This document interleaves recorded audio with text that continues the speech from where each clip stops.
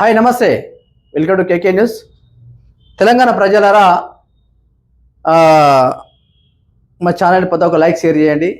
అయితే విషయం ఏంటంటే, ఇక్కడ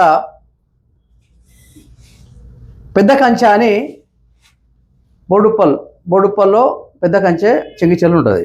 అయితే దానిపైన మనము అది గవర్నమెంట్ భూమిలో పార్కింగ్ స్థలం ఒక 10 ఎకరాలు కొంతమంది కలిసి దాన్ని సాఫ్ చేసి లారీలో పార్కింగ్ పెట్టడం జరిగింది. దాని సర్వే నెంబర్ వచ్చేసి 63/225. మొత్తం భూమి వచ్చేసి 336 ఎకరాలు ఇది. అయితే ఇది ఎస్సీ ఫ్యామిలీలకు ఎప్పుడు ఇచ్చారయ్యా అంటే 1950 ఎస్సీ ఫ్యామిలీకు 61 పట్టాలు ఇచ్చారు. ఎంత ఇచ్చారండి? ఒక్కొక్కరికి 5 ఎకరాల 18 గుంటలు ఇచ్చడం జరిగింది ఇందులో. అయితే విషయం ఏంటంటే, అందులో కొంతమంది కొంతమంది కలిసి ఏం చేశారంటే, మేము పంట తీసుకోవాలి, భూమి ఉంది కాబట్టి దాని కేసు ఉంది, వాళ్ళు కోర్టు నుండి స్టే తెచ్చుకోవడం జరిగింది.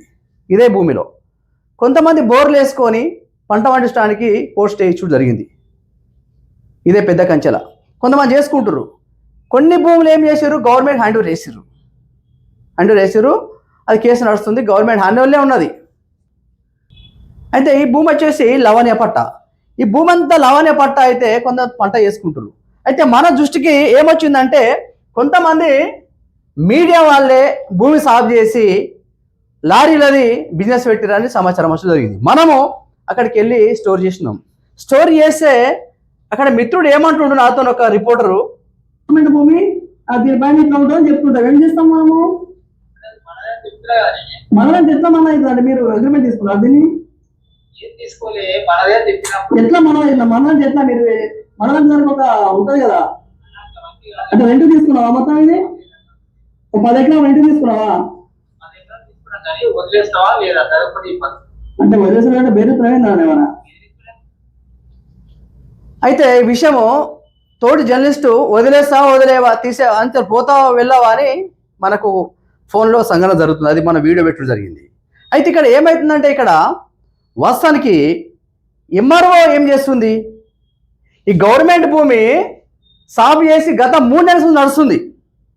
ఈ వారం నడబట్టి 3 నెలలు నడుస్తుంది. ఎంఆర్ఓ ఏం చేస్తుంది, ఆర్ఏ ఏం చేస్తున్నారు, ఆర్డీఓ ఏం చేస్తున్నారు, జాయింట్ కలెక్టర్ ఏం చేస్తుండ్రు, వీళ్ళందరూ దృష్టికి లేదా? మరి ఎందుకు మౌనం పాటిస్తున్నారు దీనిపైన? అనే కట్నాలు కానుకలు ముడుతున్నాయి అన్నట్ట. మరి ఇదే బోడుప్పల్ల, ఇదే ఉప్పల్ల, ఇదే మేడిపల్ల 200 మంది రిపోర్టర్లు ఉంటారయ్యా. మరి 200 మంది రిపోర్టర్లు ఉంటే ఏ రిపోర్టర్కి కూడా కనిపిస్తలేదా? ఇంత పెద్ద సంఘటన అవుతుంది. మామూలుగా ఒక షెడ్ కడితే తెల్లారి పేపర్కి వస్తుంది, ఒక సెలార్ ఉంటే తెల్లారి పేపర్కి వస్తుంది. ఇలా గవర్నమెంట్ భూమిలో గడ్డ మీద కట్టిన ఏడా కట్టినా తెల్లారి పేపర్కి వస్తుంది. ఇట్లాంటి పేపర్కి రోజు వస్తుంటాయి. మరి ఇంత పెద్ద బిజినెస్ నడుస్తుంది గవర్నమెంట్ భూమి. మరి వీళ్ళకి ఏమైనా అగ్రిమెంట్ వేసారు? ఎవరైనా అగ్రిమెంట్ చూపెట్టండి. అగ్రిమెంట్ మరి ఇప్పుడు ఎంఆర్ఓ చేసిందా? ఎంఆర్ఓ ఇట్లా ఇలా చేసిందా? లేకపోతే గవర్నమెంట్ ఇట్లా వీళ్ళకి ఏమైనా రెంట్ అగ్రిమెంట్ చేసిరా? ఏం చేయలే కదా. నేను ఒక్కటే అంటున్నా, వీళ్ళందరికీ ఎందుకు మౌనం పాటిస్తున్నారు? ఏమైనా చిన్న ప్రాబ్లం టగడగడగా పేపర్కి వస్తుంటుంది తెల్లారే సోషల్ మీడియాలో కానీ, లేకపోతే ఎలక్ట్రానిక్ మీడియాలో కానీ, పేపర్లో కానీ, ప్రింట్ మీడియా కానీ, పెద్ద పేపర్ కానీ, చిన్న పేపర్ కానీ, పీడిఎఫ్ పేపర్ కానీ, అన్ని పేపర్లో వస్తుంటాయి. మరి ఇది ఇంత పెద్ద కంచేది 10 ఎకరాలు సాగు చేసి వాళ్ళు చేస్తుంటే ఎందుకు మీరు మౌనం పాటిస్తారు జర్నలిస్ట్? ఏంది కారణం? నాకు అర్థమైంది. ఇప్పుడు మేమే ఇప్పటికీ ఫస్ట్ చేసినప్పుడు, ఈ స్టోరీ చేసినప్పుడు మాకు బెదిరింపు కాళ్ళు, ఏం మాట్లాడతారు చూడండి నాతో. నేనేమంటున్నా, బెదిరిస్తున్నట్టు అవుతుంది. నేనేమంటున్నా, నా దృష్టికి వస్తే ఎప్పుడు తెలుసు మాట్లాడుతా. దీన్ని ఎట్లా ఉంది అదే కాకే మొత్తం వేసి మాట్లాడుతున్నా. ఇప్పుడు మీరు ఫోన్ చేసి ఇక్కడ ఉన్న వాచ్మెన్ ఫోన్ చేసి మాట్లాడితే మీరు వదిలేస్తావా లేదా అని అంటున్నావు.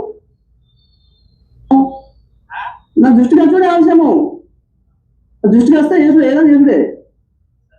మరి దానికి నువ్వు ఎందుకు చేస్తున్నావు అంటే ఎట్లా తమ్ముడు? ఒక రిపోర్ట్ రాయండి. నువ్వు అన్నావు మనది ఎట్లా? మనది ఎట్లా నాకు అర్థం కాదు. ఒక రిపోర్టరు వాస్తవానికి ఫోన్ మాట్లాడేది వాచ్మెన్ది. వాచ్మెన్ది మనము ఆ వాచ్మెన్ ఫోన్ చేసి రిపోర్టర్ అని ఇచ్చేసి మనం మాట్లాడుతున్నాం. సరే ఈ ఏదైతే స్టోరీ పక్క పెడదామో, నేను నిన్న మొన్న ఎంఆర్ఓ దగ్గరికి పోయినా. ఎంఆర్ఓ కలిసిన, ఆర్ఐ కలిసిన, ఆఫీస్కి వెళ్ళిన. ఏది మేడం ఈ పంచాయతీ ఏది మరి రోజు పేపర్కి వస్తుంది, రోజు కేకెన్సీలు వస్తుంది, వేరే పేపర్ ఎవరు ఇస్తారు, అందరు మౌనం పాటిస్తారు, మీరు కూడా మౌనం పాటిస్తారు, మరి మీకు ఏమైనా నెలలకి ఏమైనా ముడుతున్నాయా? అదే సార్ గట్లా మాట్లాడుతున్నాడు. మరి గట్లా అట్లా నిజం బయట టాక్. అది నెలకు 50,000 ఎంఆర్ఓకు ఆర్ఐకి పోతున్నాయని టాక్ వచ్చింది. అది నిజమా కాదని అడగడానికి పోయినాం. అడగడం పోయినప్పుడు మీరు మాకేం చేయాలి? మాకు ఒక చిన్న ఇంటర్వ్యూ ఇవ్వాలి. అటువంటిది ఏం లేదు కమలాకర్ సార్ అది అని చెప్పాలి, లేదని చెప్పాలి. మేము ఇయ్యము, మేము ఉట్టిగానే మాట్లాడతాము, మేము లైవ్లో మాట్లాడము. మరి లైవ్లో మాట్లాడకపోతే మరి జనాలకి ఎట్లా అర్థమవుతుంది? పబ్లిక్ అంతా గుసగుస పెడుతురు కదా, జనాలు గుసగుస పెడుతురు కదా. ఇటు రిపోర్టర్ పోతున్నాయి, క్లబ్ పోతున్నాయి, ఆర్ఐ పోతున్నాయి, ఎంఆర్ఐ పోతున్నాయి, అటు పోతున్నాయి అని. దీని పైన గవర్నమెంట్ భూమి కాబట్టి అందరు పలారం మాస్తున్నా చెప్తున్నారు. మరి అది ఎంత నిజం మాకే తెలియదు. మరి మాకు అన్ని వచ్చే సమాచారం. ఇంకా మాకు బెదిరింపుకాలు, మీ కేకెన్స్ లైసెన్స్ ఉందా, అది ఉందా, ఇది ఉందా, ఓ పెద్ద పెద్ద మాటలు మాట్లాడు, రుట్టపిసి మాటలు మాతో చేసేటి ఏమో క్రైమ్ పనులు. అలా ఫిట్టోళ్ళు దొంగతనాలు అవుతున్నాయట, డీజిల్ దొంగతనం అవుతుందట, అది కూడా సమాచారం. ఇవన్నీ జరుగుతున్నాయి. ఇదే సేమ్ ఈ విషయం కూడా మేడిపల్లి పోలీసులు కూడా తెలుసు అయినా చూసి చూడనట్టు ఉంటారు. ఎందుకు మౌనం దీనిపైన అని నాకు ఇప్పటికి అర్థమవుతలేదు.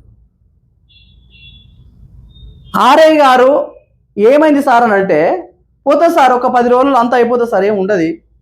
ఏం పోతుందా నడబట్టి 3 నెలలు నడుతుంది సార్ అంటే, మేము అంతా చూస్తున్నాం సార్, లీగల్గా చూస్తున్నాం, అయిపోతుంది, ఇక ఏముండదు, ఒక 10 రోజులు అయితే మొత్తం సాఫ్ చేసి కంచేస్తాం సార్.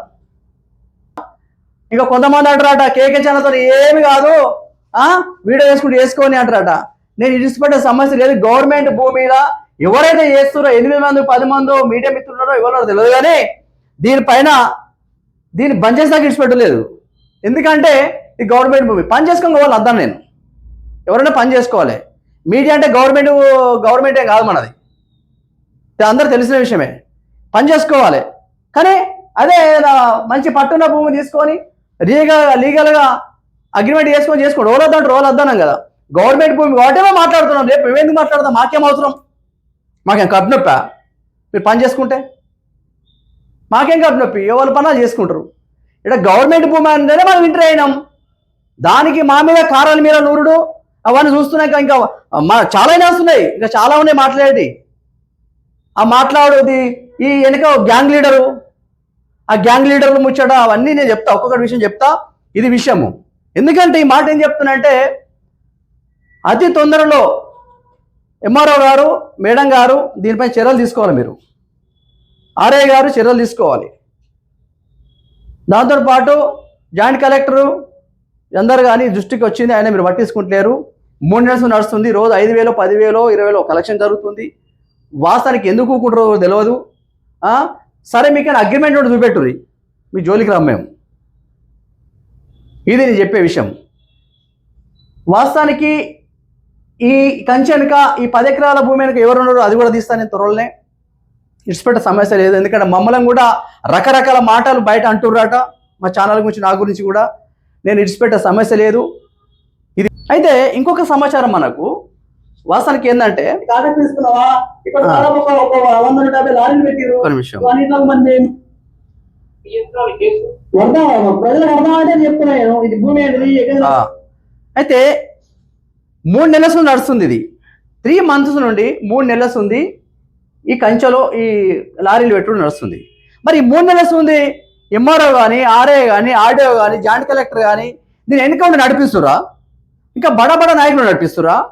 లేకపోతే పెద్ద పెద్ద ఛానల్ ఉన్నాయి, ఎవరితో ఏం కాదు మేము ఉన్నాము, ఎవరితో ఏం కాదు మేమే చూసుకుంటాము అని ఏమైనా నడిపిస్తురా? అదొక అనుమానం వస్తుంది. అది కూడా మాకు సమాచారం వచ్చింది కూడా. 3 నెలలు నడుస్తుందంటే మీరు పట్టించుకుంటారంటే రోజుకు 20,000 పైగా సంపాదిస్తే నెలకు 5-6 లక్షలు సంపాదిస్తారు అన్నప్పుడు ఇంతమందికి బిస్కెట్లు వస్తున్నారు అని మాకు అది కూడా సమాచారం వచ్చింది. దీనిపైన తక్షణమే చర్యలు తీసుకోవాలి. ఎందుకంటే ఇది మొత్తం దుకాణం అంతా బంద్ కావాలి. ఈ దుకాణం మొత్తం బంద్ కావాలి. ఎందుకంటే గవర్నమెంట్ భూమి, ఆర్ఏ కానీ, ఎంఆర్ఓ కానీ, జాయింట్ కలెక్టర్ కానీ దీని మీద చర్యలు తీసుకొని ఆ దుకాణం బంద్ చేసేటట్టు ఉండాలి. లేకపోతే అట్లనే ఉంటే నిజంగా ఈ అనుమానాలు నిజాలు అవుతాయి. వీసాలు అవడానికి అవకాశాలు కూడా ఉన్నాయి. ఈ పరిస్థితి నెక్స్ట్ స్టెప్తో ఏం జరుగుతుందో చూద్దాం మనం. ప్రతి ఒక్క లైక్ షేర్ చేయండి. Thank you.